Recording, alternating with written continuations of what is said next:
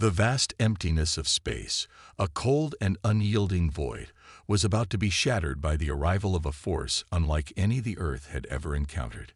It was a sight that would forever change the fate of humanity. The Draconian fleet, the pride of an empire that had conquered hundreds of worlds, now loomed over Earth. The Draconians, a race of reptilian warriors, were known across the galaxy for their power and mercilessness. Their ships were colossal, each more advanced than anything human hands could create, bristling with weaponry and armored in unbreakable alloys.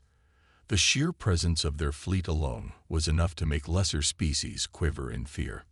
In the control room of one such Draconian ship, Lord Selvar, the fleet commander, observed the swirling blue and green orb that was Earth from a large holographic screen.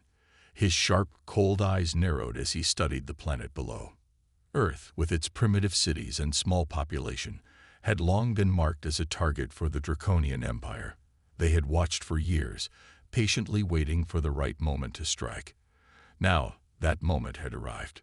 Prepare the ground forces. Earth's inhabitants will surrender without a fight.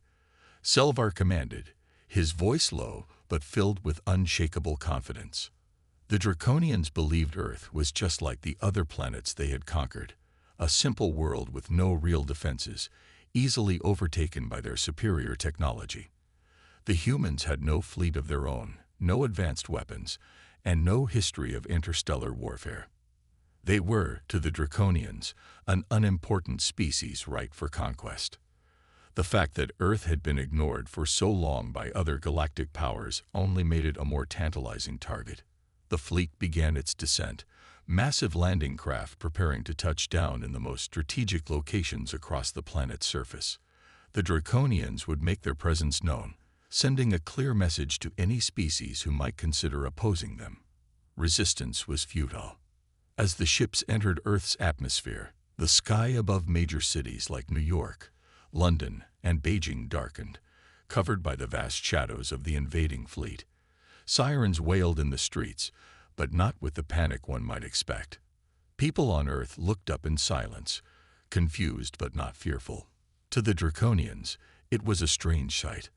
On countless worlds, the appearance of such a mighty fleet would have sparked chaos. But on Earth, it seemed almost peaceful. Are they not frightened? Selvar muttered to himself, frowning as he watched the calmness unfold below. It was as if the humans had no understanding of the danger looming over them. What the Draconians didn't know, however, was that humanity had been preparing for this day long before the first Draconian ship appeared on Earth's radar. The humans, though not technologically advanced in the way the Draconians expected, were far from helpless. They had been aware of alien life for many years, having intercepted signals and traces of extraterrestrial activity long before their enemies made their move. The governments of Earth had quietly come together, pooling their knowledge and resources, preparing for the inevitable encounter with alien forces. In the secrecy of underground bunkers and hidden laboratories, Earth's brightest minds had been working tirelessly to develop technologies that would protect the planet. They were ready.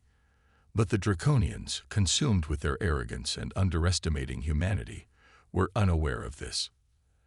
As the fleet landed, large, armored Draconian soldiers began marching down the ramps of their ships, their reptilian eyes scanning the surrounding areas. They wore heavy combat suits designed to resist any attack, their weapons capable of leveling entire cities. They stood in perfect formation, their steps synchronized as they made their way toward the nearest government buildings. Their task was simple: demand Earth's unconditional surrender, claim the planet's resources, and enslave its people. They were confident that nothing could stand in their way. However, as the first Draconian ship's ramp hit the ground with a thundering crash, an unexpected signal flashed across the fleet's communication system. It was an encrypted message from Earth, short and direct. "We are ready." Selvar paused, his attention drawn to the transmission. He expected defiance, but not this. What did the humans mean by this message? Were they foolishly trying to buy time? Or was there something more behind it? "Send the message to all units. Stand by for direct orders," Selvar ordered, his tone now laced with uncertainty. As the message spread through the Draconian fleet, an unsettling silence fell over the alien forces. The calm they had seen on Earth was not the result of fear, as they had assumed, but a sign of something far more dangerous. The humans were not trembling in the face of their arrival. They were waiting. And as the Draconians began to march into Earth's cities, little did they know, their entire understanding of this world, and their expectations for the conquest, was about to be turned upside down. It was too late for them to realize that humanity was not as unprepared as they thought. The Draconian fleet, having touched down on Earth's surface, was brimming with expectation. They believed the humans would surrender easily, that their advanced weaponry and towering presence would send the people of Earth into a frenzy of fear. Yet, as the hours passed, something strange began to unfold. Instead of chaos, there was an unsettling calm. From the Draconian ships, the streets below appeared still. People went about their daily routines without any sign of panic or resistance. The cities were alive with movement, but it was also ordinary. Children played in parks, people shopped in markets, and the usual hum of the world continued uninterrupted. There was no sign of the mass hysteria that the Draconians had seen on other worlds when their forces arrived. It was almost as if the humans didn't realize they were under attack, or worse, that they didn't care. Lord Selvar watched this with growing confusion from the command center of his flagship. His reptilian face was etched with concern. He had conquered countless worlds, each one trembling in fear at the mere thought of the Draconian Empire. But here, Earth was different. Their reaction, or lack thereof, was entirely unexpected. Are they truly that naive? Selvar muttered, his voice edged with disbelief. Do they not understand the power we wield? His second-in-command, Commander Varric, stood beside him, observing the planet with a similar look of bafflement. It seems as if they have no fear, Lord Selvar. It's unsettling. As they continued to monitor the planet, the Draconians began their systematic approach to taking control. They began broadcasting their demands in every language known to Earth, using advanced translation technology. The message was clear: surrender now or face destruction. The broadcast echoed through the streets, reaching every corner of Earth. But even as the message played, the people of Earth did not flee in terror. Instead, they paused. Some stopped to watch the transmission. Others carried on with their day. The lack of fear was undeniable, but there was something else, something more unsettling to the Draconians. In secret bunkers scattered across the globe, world leaders were already preparing for the worst. They had known this day might come, and while the Draconians had underestimated Earth's readiness, humanity had been far from unprepared.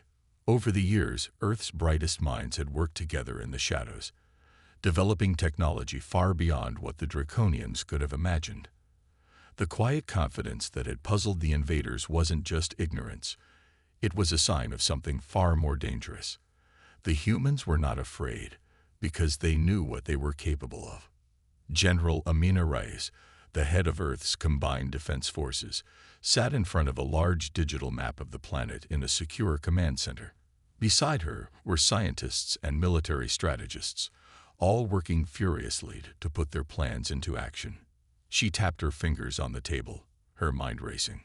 "We need to deploy the first wave now," she said firmly, her voice steady, yet filled with urgency.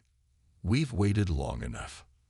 One of the scientists, Dr. Elias Shaw, adjusted his glasses nervously. "Are you sure they're ready? We've never tested some of these technologies on this scale." "They're ready," Amina replied. "We've spent years preparing for this day. The Draconians think we're helpless.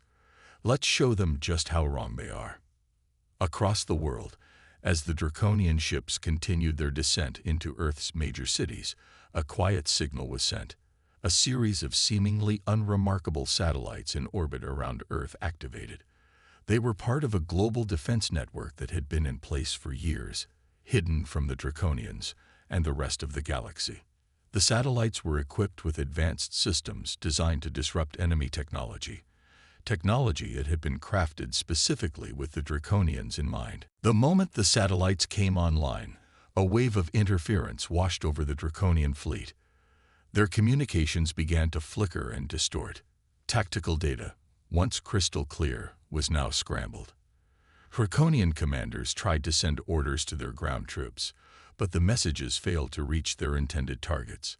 The fleet was now operating on outdated information, a costly error in the heat of battle. What's happening? Selvar roared in frustration. Why are the systems malfunctioning? Commander Varric's face twisted in confusion. Our communications are compromised, my lord. It's as if someone is jamming us from the inside. As the Draconian fleet floundered, humanity's hidden forces began to make their move. Small, seemingly ordinary drones, designed to blend in with Earth's atmosphere, suddenly appeared in the skies above the cities.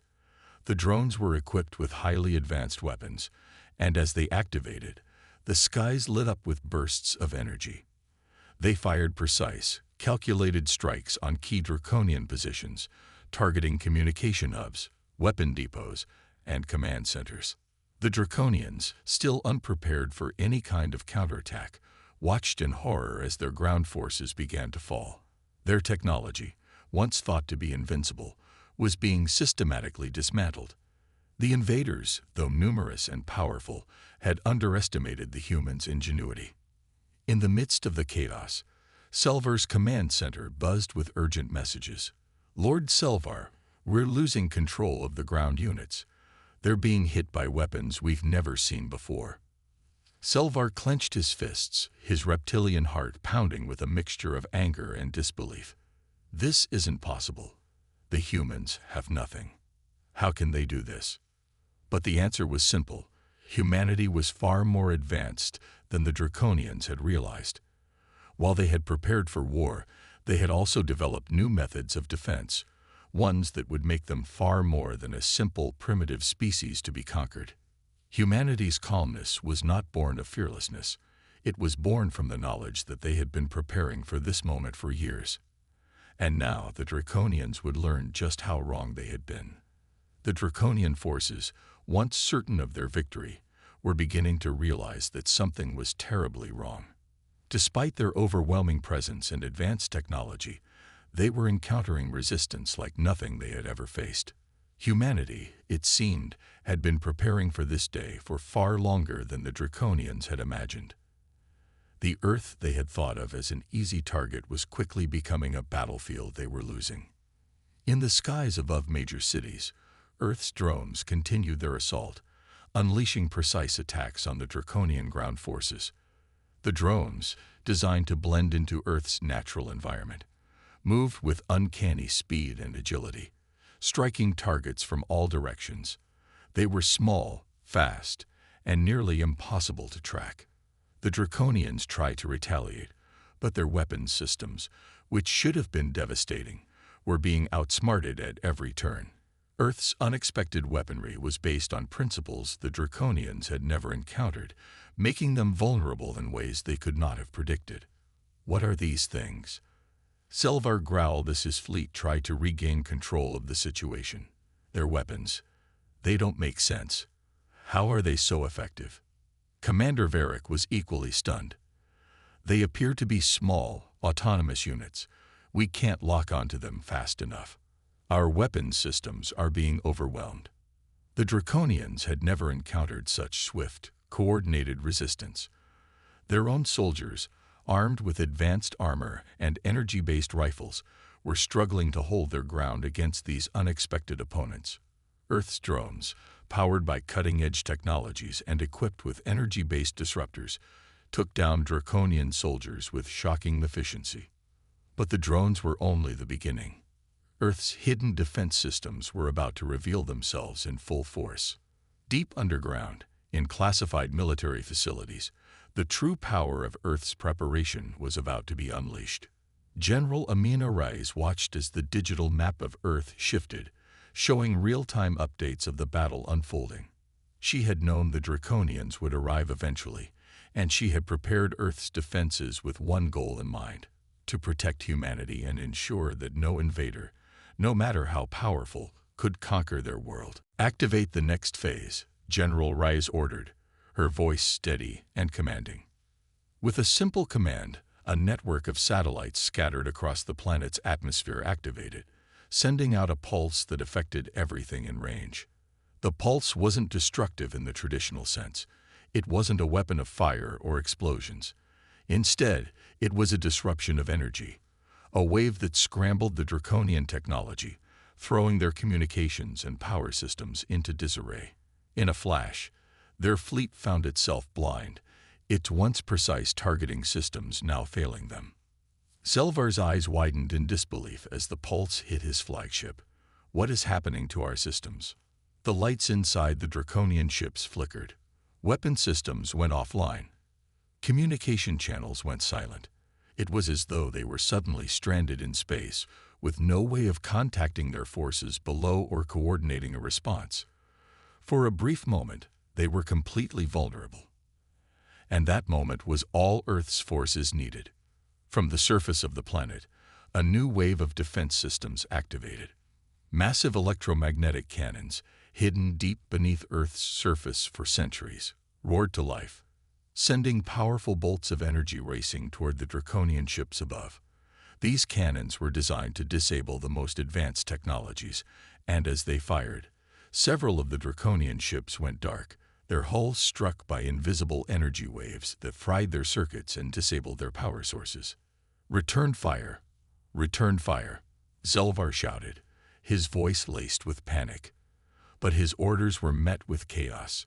His soldiers below were already struggling to deal with the coordinated resistance from Earth's forces. The sudden attack from Earth's electromagnetic weapons was too much for the Draconians to handle. Commander Varric tried to regain control of the situation, but the damage was done. "Lord Zelvar, the surface units are reporting massive casualties. The drones, they're everywhere. Our ground forces can't maintain control." As the Draconians scrambled to regroup, the battle on Earth intensified. Humanity was no longer just defending. They were taking the fight to the invaders in ways the Draconians had never expected. Armed resistance cells from all corners of the planet had joined the effort, coordinating their attacks through encrypted channels to avoid detection by Draconian systems. In major cities, human soldiers, equipped with newly developed energy weapons, began to push back against the invaders. The Draconians, who had once thought they could simply overwhelm the humans with their superior technology, were now fighting for survival. Back on Earth's command center, General Rise watched as the tide of battle began to turn in their favor. "We've got them on the ropes," she said, her voice calm but filled with determination. "Keep up the pressure. They'll try to regroup, but we can't let them." Across the globe, Earth's forces tightened their grip on the Draconians. The battle was far from over, but the once mighty fleet that had descended on Earth with plans of conquest was now struggling to hold its ground. The Draconians were realizing, too late, that they had underestimated the humans. They had thought Earth was an easy target, but instead they were facing a species that refused to be conquered. As the battle raged on, Lord Zelvar realized the true cost of his arrogance. His fleet, once invincible, was now on the verge of defeat. The Draconian Empire had come to Earth thinking it would be a simple conquest. Instead, they were facing an unprecedented response from a species they had written off as weak. And what's worse, they had no idea that Earth had only just begun to reveal the extent of its hidden power. The battle between the Draconians and Earth's defenders had already reached a tipping point. As the Draconian forces continued to struggle on the ground, their once powerful fleet was now crippled by Earth's hidden technologies. What had started as a routine invasion had spiraled into a crisis for the mighty Draconian Empire. The humans were far from the easy target they had expected. But what happened next shook the very foundation of the Draconian invasion. One by one, without warning, entire units of Draconian soldiers began to disappear. No explosions, no signs of destruction, just sudden, complete silence. The Draconians, who had been so sure of their victory, now found themselves facing something they couldn't explain. Entire battalions vanished from the battlefield, their weapons, armor, and even their bodies erased from existence. Not a trace remained. Lord Selvar stood at the command center of his flagship, his eyes glued to the screens in front of him. The image was clear. His forces were losing, and they were losing badly. But what was even worse was the fact that the losses weren't just from combat. His soldiers were simply disappearing. What is happening? Selvar's voice was filled with disbelief. Where did they go? Commander Varric, his face pale, stared at the data with growing fear. We can't track them, my lord. It's like they were never there. The Draconians had seen many things in their long history, wars, invasions, and countless battles, but they had never encountered anything like this. Earth's weapons were unlike anything they had ever faced. They had already learned that the humans had access to advanced technology. But this was something else entirely. Back on Earth, General Amina Reyes was watching the situation unfold on her command screen. Her brow furrowed as she reviewed the reports coming in. The Draconian forces were falling back, but the disappearances were not something she had anticipated. They had been expecting fierce resistance, but not this. This was beyond anything they had prepared for. What exactly is happening to them? Dr. Elias Shaw, the lead scientist behind many of Earth's weapons, asked, his voice filled with concern. We're still gathering data, General Reyes replied, her voice steady but tinged with confusion. But I believe this is part of our protocol, the one we've been developing for years. It's a system we call the Oblivion Protocol. Dr. Shaw blinked in surprise. Oblivion Protocol. But that was just a theoretical project. We never activated it. We had no choice, General Reyes said, her expression grim. The Draconians underestimated us. Now we have to show them that they can't simply walk in and take whatever they want. The Oblivion Protocol was humanity's secret weapon, a system designed to remove an enemy from existence entirely. It wasn't a simple weapon of mass destruction. It was something far more complex.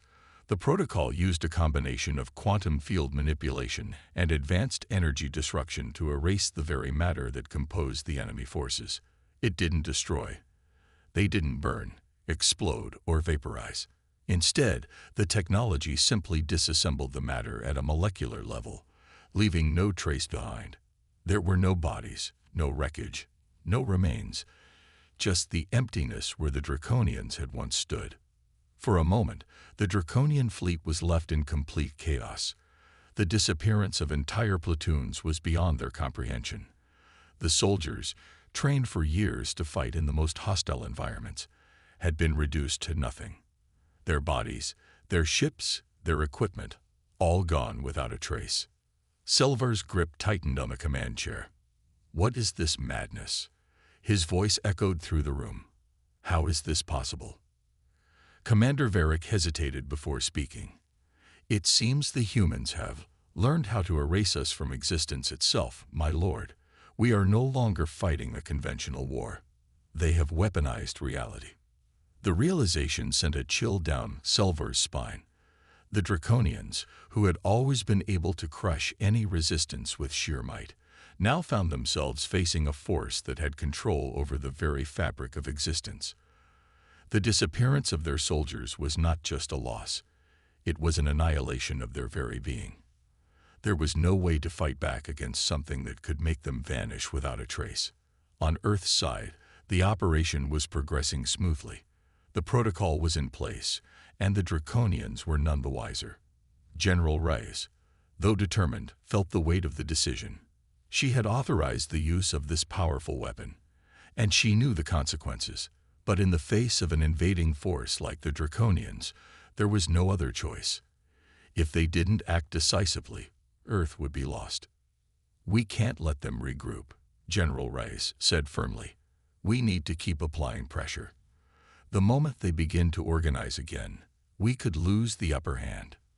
As Earth's forces continued to push forward, the Draconians were caught in a cycle of panic and confusion.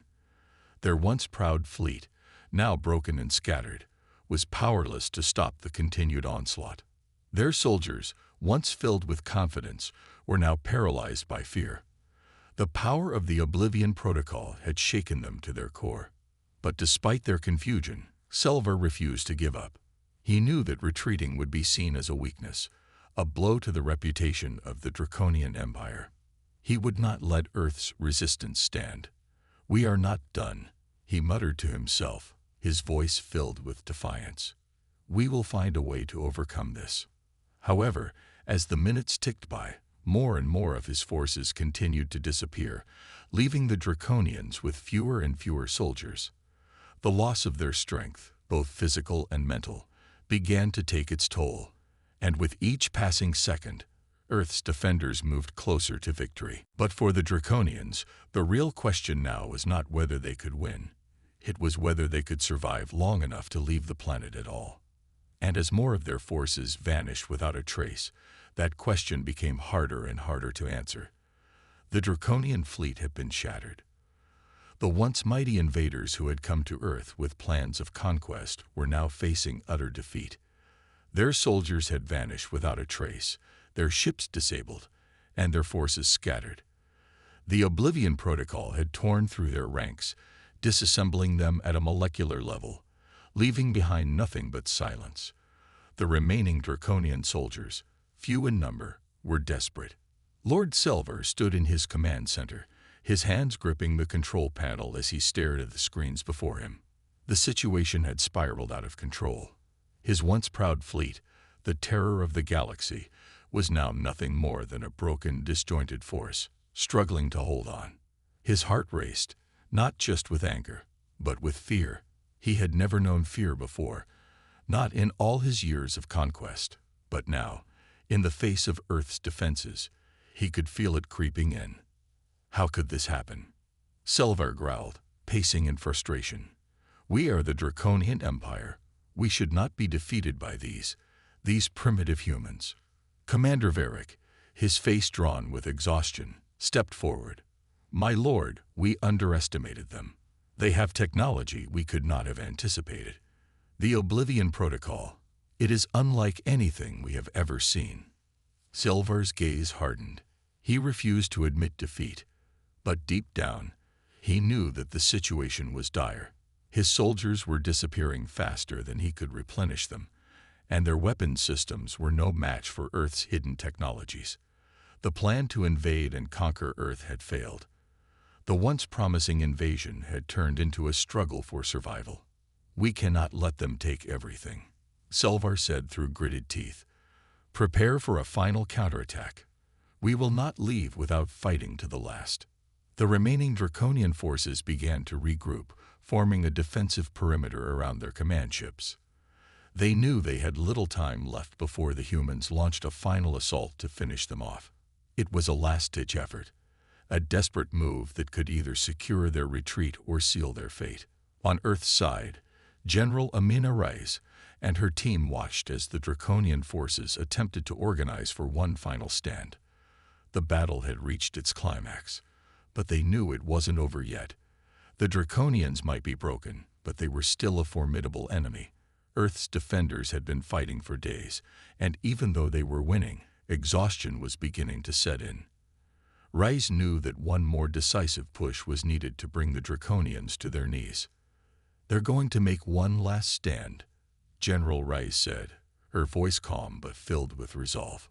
"We need to hit them hard and fast. We cannot let them recover." Dr. Shaw nodded, his face filled with determination. "We've already disabled their ships and scattered their forces, but they still have a few remaining weapons. If we give them the chance, they might retaliate with a vengeance." Raiz turned to her team. "We've come too far to let them regroup. Prepare the final strike." On the surface, Earth's forces were ready. The combined military forces from all over the world had mobilized for this final push. The soldiers, equipped with energy rifles and advanced combat suits, marched forward in synchronized formations. The drones continued to provide air support, striking Draconian positions with precision and speed. Earth had fought for this moment. Every sacrifice, every battle had led to this one final confrontation. As the human forces advanced, the Draconian ships above Earth's cities launched their final counteroffensive. Energy blasts filled the sky as they fired at the advancing soldiers. It was a desperate attempt to drive them back, but it was clear that the Draconians had lost the initiative. The humans, undeterred, pushed forward, using their advanced technology to shield themselves from the blasts. On the ground, the battle raged on. Earth's soldiers stormed Draconian positions, their weapons cutting through the invaders' defenses with terrifying accuracy. The remaining Draconian soldiers fought back fiercely, but they were outnumbered and outmatched. For every Draconian that fell, 2 more humans advanced. The Draconians, once so confident in their strength, were now fighting for their very survival. Selvar watched the battle unfold from his flyship. The situation was dire, but he was determined to fight to the bitter end. He gave the order to fire the remaining weapons, hoping that one last assault could turn the tide. But as the energy blasts shot toward the human forces, a sudden, unexpected wave of interference scrambled the Draconian systems once more. The blasts veered off course, striking the very ships that had launched them. The remaining Draconian fleet was caught off guard, and in an instant, several of their command ships were disabled. Sparks flew from the ships' hulls as their power systems were overloaded by the interference. Zelvar's face twisted in rage and disbelief. "No, this cannot be happening," he shouted. But it was too late. The humans had already neutralized the last of the Draconian fleet's major weapons. The remaining Draconian forces were quickly surrounded. Their weapons were failing, their morale shattered, and their hope for victory was all but gone. General Reyes stood at the front of the human forces, watching as the last of the Draconians surrendered or attempted to flee. The battle for Earth was over. The invaders had been defeated, and humanity had emerged victorious. The cost had been high, but Earth had proven its strength. The Draconians, who had once believed themselves invincible, had learned the hard way that humanity was not a species to be underestimated.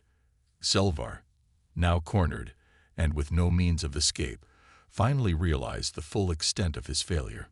The humans had not only defended their planet, they had pushed the Draconians to the brink of extinction. His fleet, his empire, his legacy, they were all in ruins. For the first time in his life, Selvar felt truly defeated. And on Earth, the victory was celebrated, but there was no time to rest. Earth had won this battle, but the galaxy had been watching. The Draconians were not the only threat out there, and the humans knew they had to remain vigilant. Earth's victory had sent a message across the stars. Humanity would not be easily conquered. The galaxy had just learned a powerful lesson: never underestimate the strength of Earth. The battle for Earth had ended, and the Draconian Empire had been pushed to the brink of extinction. The once feared fleet lay in ruins, and the invaders who had thought Earth would fall without a fight were now scattered, broken, and defeated. Humanity had proven its strength and resolve, but the cost of victory weighed heavily on the people of Earth. The war was over, but the echoes of what had transpired would resonate for generations to come.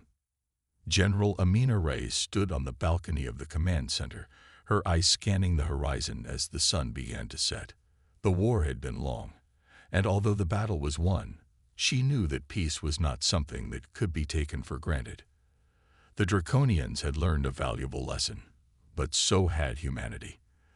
The galaxy was vast, and Earth was no longer an isolated planet. The victory over the Draconians had shown the rest of the universe that Earth was not to be underestimated, but it had also opened the door to new possibilities and new threats. "General," Dr. Shaw said, approaching with a quiet but serious expression, "there's something we need to discuss. We've been getting transmissions from the outer colonies." Reyes turned to face him, her expression hardening. "What's going on?" "The colonies are reporting strange movements in space. We've intercepted several communications from unknown sources, and they're not human," Shaw replied. His voice was filled with a mix of concern and curiosity. "It seems the Draconians weren't the only ones watching us." Reyes felt a chill run down her spine. The Draconians had been only one threat, but what if there were others? The galaxy was vast, And humanity's victory over the Draconians had no doubt drawn attention from other civilizations, some of which may not be as friendly. She knew that Earth's survival depended on staying one step ahead. "Have you traced the source?" Rise asked, her voice calm but urgent. Shaw nodded. "We've managed to trace a few of the signals to a sector on the edge of known space. It's far beyond our current reach, but we're analyzing the data now." Rice took a deep breath, her mind already racing through the possibilities. Earth had never been a part of galactic affairs before. Now it seemed that humanity was being thrust into a larger, more dangerous world. The Draconians had been their first challenge, but they might not be the last. The victory over the Draconians had proven humanity's resilience, but now Earth had to prepare for the next challenge, whatever it might be. Rice had seen how quickly the galaxy could turn hostile, and she wasn't about to let humanity be caught off guard again. "General," Dr. Shaw said, walking up beside her with a datapad in hand, "we've managed to decrypt more of the transmissions we intercepted. The signals we've been receiving aren't just random. They're messages from other species in the galaxy." Rice turned her gaze toward him, her expression a mixture of curiosity and caution. "What are they saying?" Shaw scrolled through the data on the pad. "Some of them are warning messages, others are inquiries. It seems that after the Draconians' failure, Earth has become a subject of interest. Some believe we're a threat, while others are intrigued by our technological advancements. They want to know more." Rice took a deep breath, trying to process the weight of what she was hearing. The galaxy was vast, and humanity had no way of knowing what kind of civilizations were out there, or how they would react to Earth's newfound place in the universe. The Draconian defeat had sent ripples across the stars, and Earth was now at the center of it all. "We need to be cautious," Rice said. "We can't just assume that every species will be as reasonable as we hope. Some may see us as a challenge, others as a resource. Our military is strong, but we're still a young species in the grand scheme of things. We don't know what we're up against." Shaw nodded in agreement. "I've already started working on a plan to strengthen our defenses. We've learned so much from the Draconians, but we also need to establish some kind of communication. If we don't reach out first, we risk being seen as an aggressive force." Rice knew Shaw was right. The key to humanity's survival would lie in diplomacy and strength.